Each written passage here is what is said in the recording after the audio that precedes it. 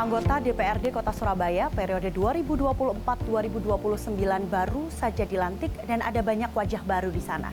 Bagaimana anggota yang baru ini menjaga keberlanjutan pembangunan? Selengkapnya akan kita bahas di Dialog Politik. Kali ini kita akan membahas ada anggota DPRD Kota Surabaya yang baru saja dilantik untuk periode 2024-2029. Bagaimana nantinya anggota DPRD ini akan mempunyai spirit melanjutkan pembangunan di Kota Surabaya. Kali ini kita akan membahas bersama Ketua DPRD Kota Surabaya yang kembali terpilih, ada Pak Adi Sutarwiono. Pak Awi, bagaimana kabarnya Pak? Kabar baik. Alhamdulillah, sehat ya Pak ya? Sehat. Pak, gimana Pak spirit anggota yang baru? Ya, kami sudah dilantik tanggal 24 Agustus yang lalu, 50 anggota DPRD yang lolos dalam pemilu tahun 2004. Kemudian untuk pimpinan DPRD dilantik tanggal 17 Oktober kemarin, sehingga kemudian ditindaklanjuti dengan pembentukan alat kelengkapan DPRD yang lain, ada komisi-komisi, badan anggaran dan sebagainya, badan musyawarah, sehingga praktis sekarang per hari ini semua alat kelengkapan DPRD Surabaya sudah terbentuk dan kemudian sudah running. Saya melihat teman-teman antusias sekali. Karena begitu ada masa kekosongan, banyak yang gelisah karena tidak segera dilantik, tidak segera dibentuk alat kelengkapan DPRD, dan kemudian mereka bisa segera menangani berbagai bentuk pengaduan masyarakat yang harus ditindaklanjuti dengan mengundang OPD, organisasi perangkat daerah yang lain dari pemerintah Kota Surabaya. Oke. Berarti sudah langsung bergerak gitu ya Pak ya. Mungkin ini bisa jadi pengetahuan buat masyarakat, dijelaskan terlebih dahulu alat kelengkapan DPRD itu apa saja Pak? DPRD itu kan punya alat kelengkapan, salah satunya adalah komisi-komisi. Komisi A bidang hukum dan pemerintahan, Komisi B bidang perekonomian, Komisi C bidang pembangunan, Komisi D adalah bidang sosial, kesehatan dan pendidikan. Ya. Kemudian kami punya badan-badan yang badan musyawarah, yakni terdiri dari 15 anggota, kemudian badan anggaran berisi 25 anggota, dan kemudian badan kehormatan yang terdiri dari 5 orang, kemudian badan pembuat perda. Dan ini sudah terbentuk semua? Dan semua partai politik mendapatkan peran ya, dari peran sebagai pimpinan di alat kelengkapan DPRD Surabaya. Ya. Semua sudah terbentuk, sekarang sudah siap berjalan, karena kalau kita melihat sebenarnya ada banyak wajah baru ya Pak? Ada 22 anggota DPRD yang terpilih kembali, terpilih hasil pemilu tahun 2024. Yang lainnya 28 adalah anggota DPRD melanjutkan dari era 2019 yang lalu. Ada banyak cara pandang baru nggak Pak yang dibawa oleh anggota-anggota baru ini? Pasti akan nanti memunculkan dinamisasi, karena anggota dewan yang lama itu akan bertemu dengan anggota dewan yang baru karena terjadi satu chemistry, interaksi dan sebagainya, atau cara pandang yang berbeda. Ya. Sejauh ini seperti apa Pak komunikasinya dengan yang baru-baru, yang muda-muda ini ada gen-gen milenial gitu ya Pak? Iya, ada yang sangat muda, ada muda yang muda sekali, dan mereka bisa saling menyesuaikan diri, bisa saling berinteraksi, kemudian bisa saling bekerja sama satu sama lain ya. Terutama ada bagaimana anggota DPRD itu mempertemukan berbagai persepsi yang berbeda yang lain demi untuk memajukan kehidupan masyarakat yang lebih baik, menyejahterakan bagi rakyat. Gitu. Oke, Pak Awi, DPRD yang baru, kemudian tadi sudah dijelaskan, sepertinya punya spirit yang luar biasa begitu ya. Ini diharapkan DPRD ini bisa lebih cepat, lebih tanggap untuk menjadi garda terdepan, menangani persoalan masyarakat. Nah, seperti apa itu Pak? DPRD itu kan dibentuk oleh peraturan perundang-undangan, sebuah lembaga yang menjadi perwakilan rakyat, sehingga menjadi tugasnya adalah membangun keseimbangan pemerintahan. Ada pemerintahan yang eksekutif yang dipimpin oleh wali kota dan wakil wali kota Surabaya, kemudian ada 50 anggota DPRD Surabaya yang itu menjadi check and balance gitu, dari masyarakat, sehingga praktis anggota DPRD itu memang porsinya harusnya berpikir dalam kerangka kepentingan rakyat, ya. Kepentingan rakyat yang merasa dirugikan oleh berbagai bentuk pembangunan di masyarakat yang dirasa merugikan masyarakat. Jadi memang sudah menjadi tugasnya dan akan dioptimalkan begitu ya Pak di anggota yang baru. Kalau terkait kehadiran anggota sendiri Pak, seperti apa nantinya? Saya melihat juga mungkin baru tahap awal, kemudian antusiasme juga sangat tinggi, kemudian para anggota DPRD ketika diundang rapat mereka cepat korumnya gitu ya di rapat paripurna DPRD Surabaya, kemudian rapat badan musyawarah, badan anggaran, kemudian komisi-komisi dan sebagainya. Pak Awi, ada strategi khusus nggak nanti yang akan diterapkan oleh Pak Awi sebagai ketua DPRD untuk menjaga agar tadi spiritnya tetap terjaga anggota baru ini Pak Awi? Yang paling penting adalah komunikasi yang harus kita jalankan dengan semua pihak, merasa diperhatikan, semua pihak merasa diorangkan ya supaya tidak ada satu teman yang mengatakan saya berharap tidak ada yang kalah dan menang dalam urusan seperti ini. Misalnya dalam pemilihan alat kelengkapan DPRD, melainkan terdistribusi secara proporsional ke semua partai politik, semua fraksi yang mendapatkan peran di alat kelengkapan DPRD itu. Sehingga dengan menjaga kondusivitas itu nanti diharapkan bekerjanya bisa lebih optimal ya. Pak Awi, kalau kita melihat kondisi saat ini kan memang sedang dijabat oleh PJS ya Pak ya, Betul. Pejabat Wali Kota sementara. Nah, seperti apa selama ini komunikasi sudah dibangun? Pejabat sementara Novi, ya. Ini begitu selesai dilantik sebagai PJS Wali Kota Surabaya langsung tancap gas menemui saya dan pimpinan DPRD yang lain, kemudian melakukan silaturahmi, kemudian melakukan berbagai macam penjalanan tugas di pemerintah Kota Surabaya, termasuk mengunjungi berbagai masyarakat yang kemudian dilakukan oleh PJS Wali Kota Surabaya ini. Komunikasi sangat baik dan interaksinya pun juga sangat baik sekali. Sehingga kalau kemudian kami mempertemukan antara kepentingan legislatif dan eksekutif bisa dijalankan dengan baik gitu. Sebenarnya apa saja Pak Awi yang harus dilakukan begitu? Karena kalau kita melihat di kepemimpinan Pak Eri Armuji ini sudah sangat baik. Yang harus dilakukan adalah melanjutkan. Memang itu pesan pertama dari DPRD Surabaya. Sehingga mereka begitu Pak Eri Cahyadi, Pak Armuji nyalon sebagai Wali Kota Surabaya dan Wakil Wali Kota Surabaya, begitu cuti ya, sampai tanggal 23 November yang akan datang, maka kemudian Bu Novi ini menggantikan sebagai pejabat sementara Wali Kota Surabaya. Kami sudah sampaikan pesan menjaga keberlanjutan di pemerintahan Kota Surabaya ini, supaya pelayanan publik terhadap warga masyarakat itu betul-betul dijaga kualitasnya, intensitasnya. Ya. Pemerintahan pun juga menjangkau sampai ke akar rumput masyarakat itu. Baik Pak Awi, nanti kita lanjutkan terkait apakah anggota yang baru ini akan ada strategi-strategi khusus untuk melanjutkan 3 fungsi dari DPRD. Pemirsa jangan kemana-mana, kita akan lanjutkan kembali tetap di Dialog Buletin Jatim. Kembali di Dialog Buletin Jatim, kita lanjutkan pembahasan terkait anggota DPRD yang baru. Kita tadi sempat menyinggung ada spirit yang luar biasa ya Pak Awi. Pak Awi, apa strategi-strategi khusus yang nanti akan disiapkan oleh DPRD yang baru untuk menjalankan 3 fungsinya? Yang paling pertama adalah melanjutkan penanganan terhadap peraturan daerah yang kemarin dibahas di periode yang lalu tapi belum selesai. Ya, karena mekanisme yang dan lain sebagainya, maka masa bakti 2019-2024 ini harus berhenti, kemudian dilanjutkan oleh DPRD yang hasil pemilu tahun 2024 dan sekarang harus diteruskan dan oleh anggota yang baru. Seperti raperda tentang rumah potong hewan. Nah, ya, kita lagi akan dilakukan pembaharuan. Kemudian ada soal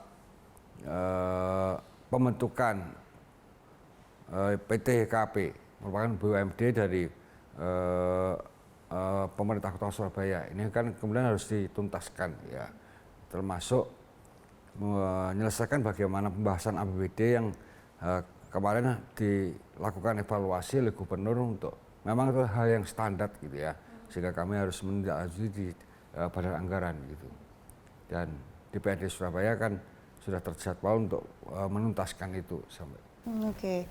Kalau dari fungsi pengawasan sendiri seperti apa, Pak? Fungsi pengawasan dilakukan oleh teman-teman DPRD melalui berbagai komisi-komisi, komisi A, B, C, dan D, dan melakukan pengawasan pembangunan, jalannya pemerintahan, dan juga kemudian menyerap aspirasi masyarakat seluas-luasnya di masyarakat, dan juga kemudian menangani berbagai pengaduan-pengaduan yang dilakukan oleh warga masyarakat dengan mengirim surat ke kantor DPRD Surabaya. Ya.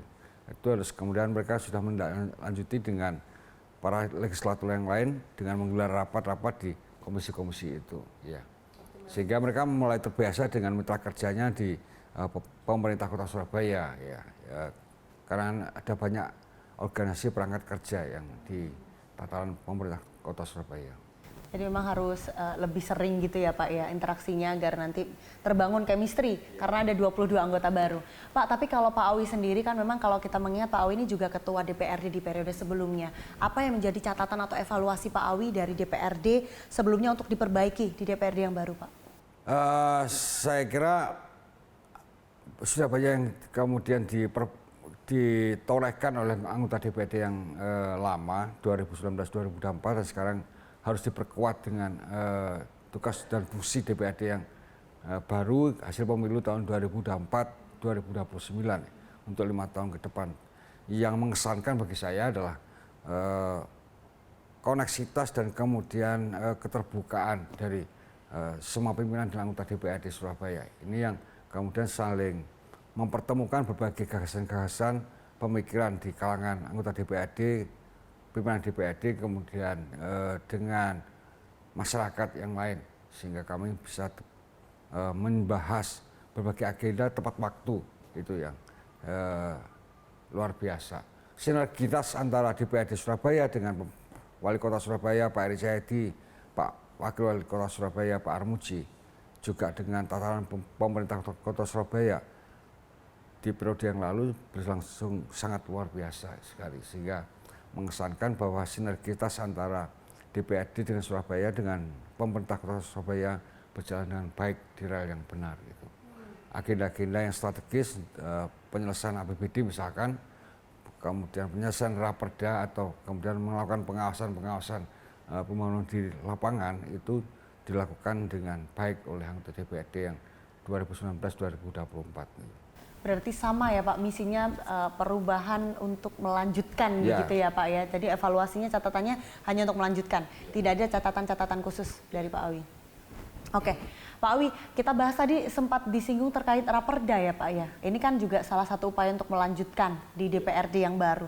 Raperda satu-satu Pak, kita bahas yang pertama dulu, raperda potong hewan, rumah potong hewan. Rumah potong hewan itu mengubah bentuk dari peseroda, nanti akan perubahan bentuk perusahaan ini akan diubah melalui perubahan perda peraturan daerah yang kemudian sekarang sudah nanti minggu depan akan diparipurnakan ya, mulai mekanisme pembahasan itu dan membentuk panitia khusus yang kemudian akan dijalankan di DPRD Surabaya. Urgensinya apa Pak waktu itu akhirnya dibuat raperda rumah potong hewan? Ketentuan dari peraturan perundang-undangan harus diubah itu. Ya. Oke, baik. Selanjutnya Pak, tadi terkait PTKP BUMD ya Pak? YKP itu pemerintah Kota Surabaya, Wali Kota Surabaya sudah mengajukan kepada DPRD untuk mengubah ya, YKP yang semula dulu adalah menangani aset-aset pemerintah Kota Surabaya. Kemudian sekarang PT YKP itu lepas dari pemerintah Kota Surabaya, kemudian ditangani kembali dan kemudian bisa dikembalikan lagi aset-asetnya menjadi aset pemerintah Kota Surabaya, dan kemudian pemerintah Kota Surabaya mengajukan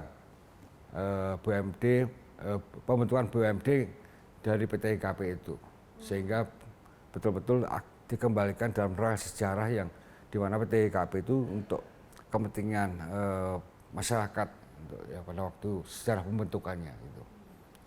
Memang pada dasarnya DPRD selalu bekerja untuk melihat kepentingan rakyat begitu ya. Pak Awi, sebenarnya kalau kita melihat memang ada banyak pembangunan di Kota Surabaya yang harus dilanjutkan.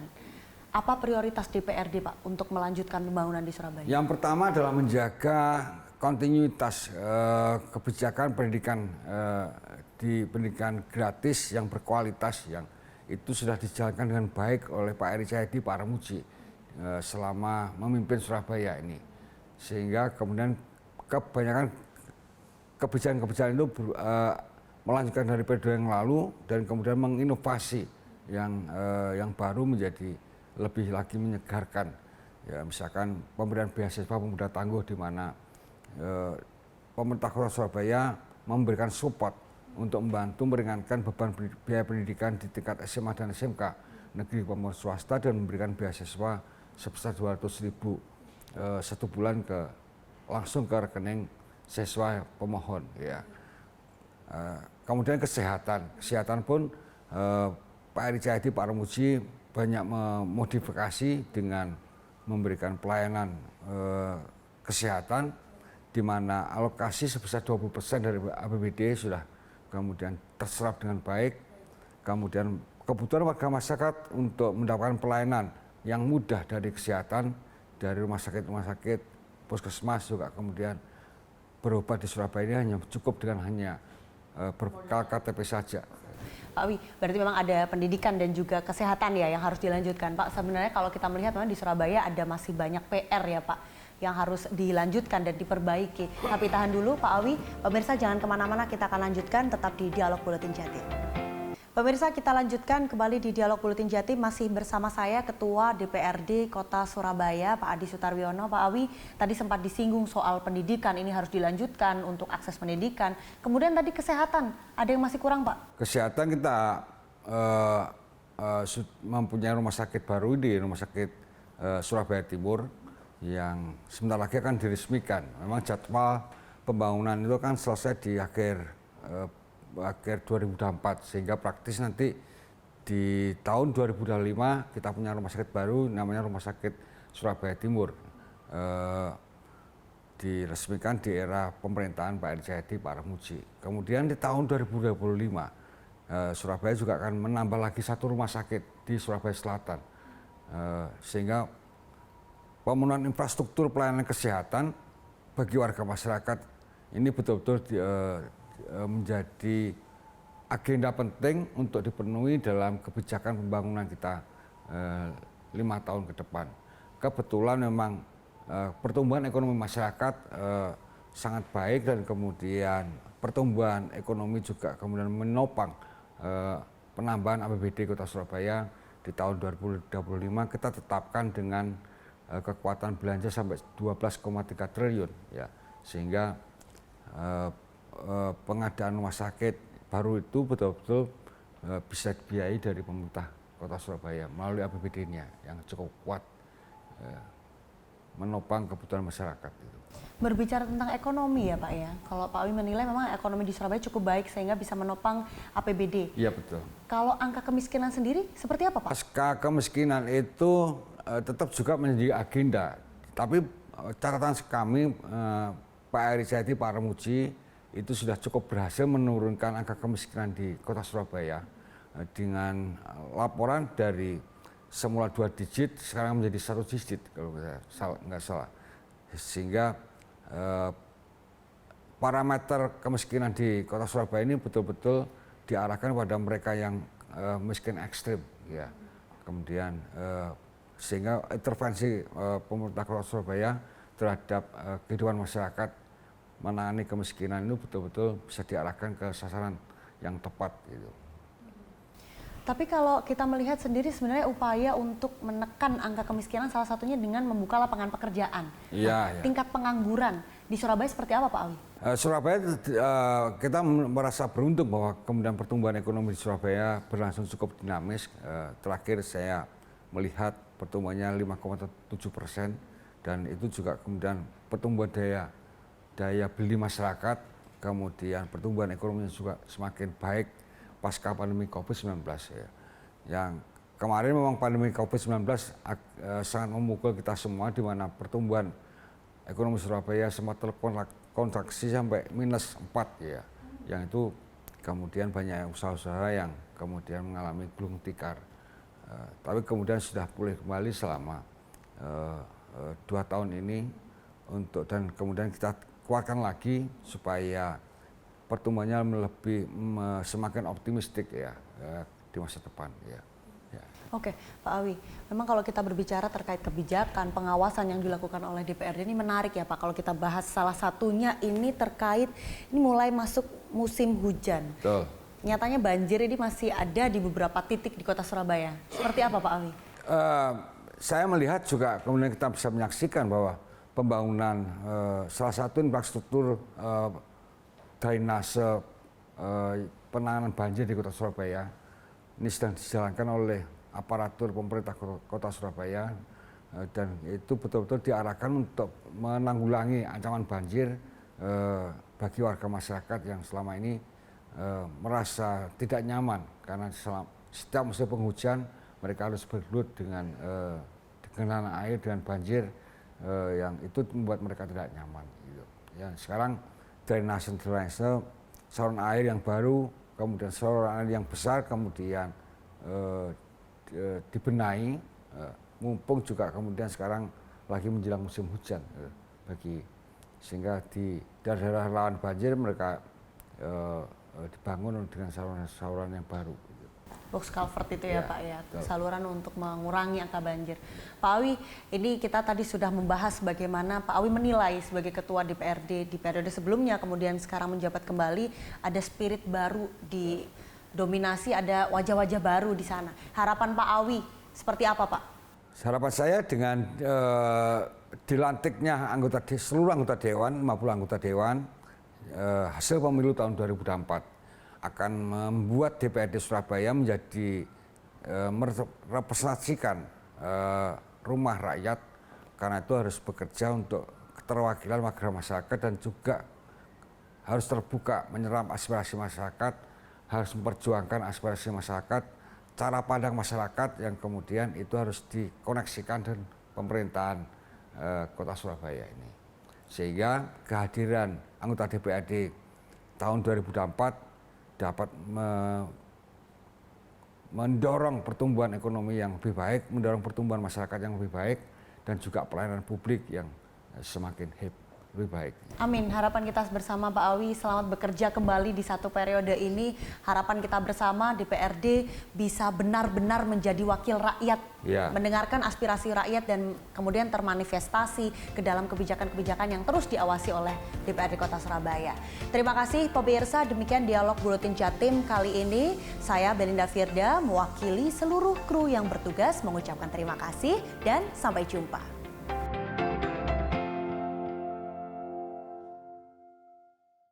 Jelajahi cara baru mendapatkan informasi. Download Metro TV Extend sekarang.